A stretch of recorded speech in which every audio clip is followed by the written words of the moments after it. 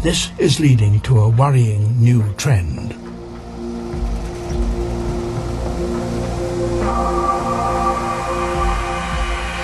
To maintain their own food supplies, some of the richest and most powerful countries in the world are acquiring large tracts of land from some of the very poorest.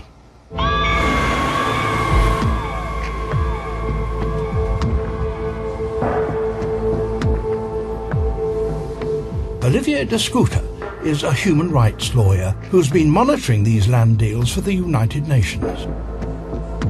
Arable land suitable for cultivation is becoming a scarce commodity, and countries find it more and more difficult to produce enough food to feed the population. So they are now scrambling in a global competition to achieve food security by buying land abroad.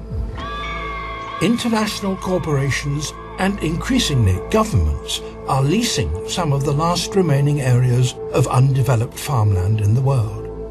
Their aim is to introduce intensive farming methods and export the food back to their home countries. Well, the problem is that in most cases, these deals are not sufficiently well monitored. They are not transparent, and we are not certain that local communities will benefit from these investments. These deals are often controversial and shrouded in secrecy. But according to local media reports, Chinese investors are negotiating land deals throughout Africa, as well as with Kazakhstan, Mexico and Brazil. Saudi Arabian firms have leased farmland in Sudan. And several British investment funds are reported to be raising capital to buy farmland in Angola, Malawi and Ukraine. Most of the target countries for foreign investors are in Africa, some of which already struggle to feed their own people. Well, we see paradoxical situations such as foreign investors producing food in Ethiopia, shipping this food back to the home country or selling it on the international markets, when Ethiopia is still a country which is heavily dependent on international food aid. So this is a country which is at the same time producing food for export markets and depending on international aid in order to feed this population. The future is going to be particularly challenging for the countries of sub-Saharan Africa. With many of their populations projected to double, there's going to be increasing pressure for a limited supply of land. There are few nations as acutely aware of how destabilizing these kinds of pressures can be as Rwanda. Our land is not growing, and yet our population is. We estimate that it will be double in 26 years. So in 26 years, we probably will be 20 million. Rwandans consider land a vital resource, but they also see it as a resource for primarily their own use, for their own security, for their own food security. Martin Setarinka grows bananas and maize on 3 acres of farmland. Like 80% of Rwandans, his families subsist on what they can grow.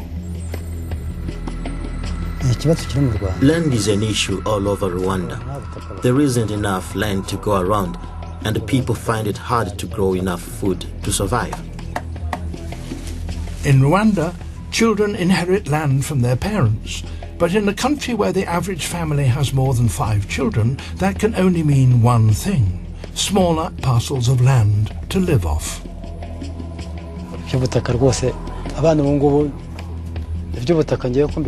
I don't know what will happen to my children or how they will cope. I honestly don't. It's already impossible for me to provide enough food for them. Only God knows.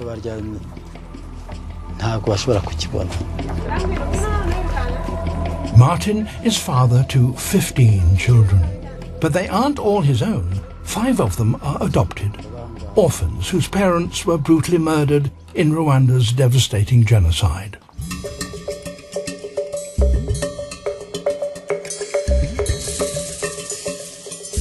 In 1994, the 2 major tribes in Rwanda, the Hutus and the Tutsis, embarked on a mutual slaughter that left almost 1 million dead in just 3 months.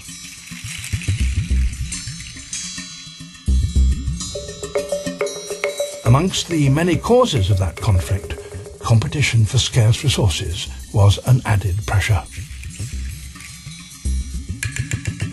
Poverty became a mobilizing tool. The poor, unemployed youth, some of them were encouraged to kill their neighbors with the hope that they would either inherit their piece of land or their house or their livestock.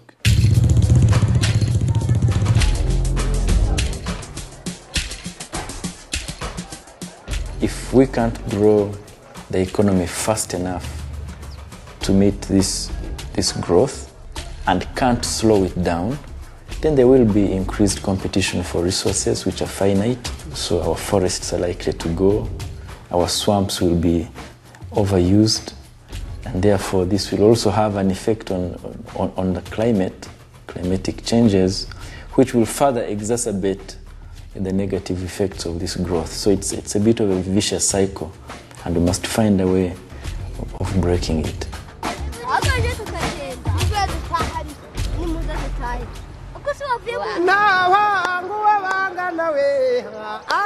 In Rwanda, the government can already foresee the impact population growth is likely to have on their immediate environment. Across the world, population growth is likely to take an even greater toll because of our ever-increasing demands for a resource we've come to depend on.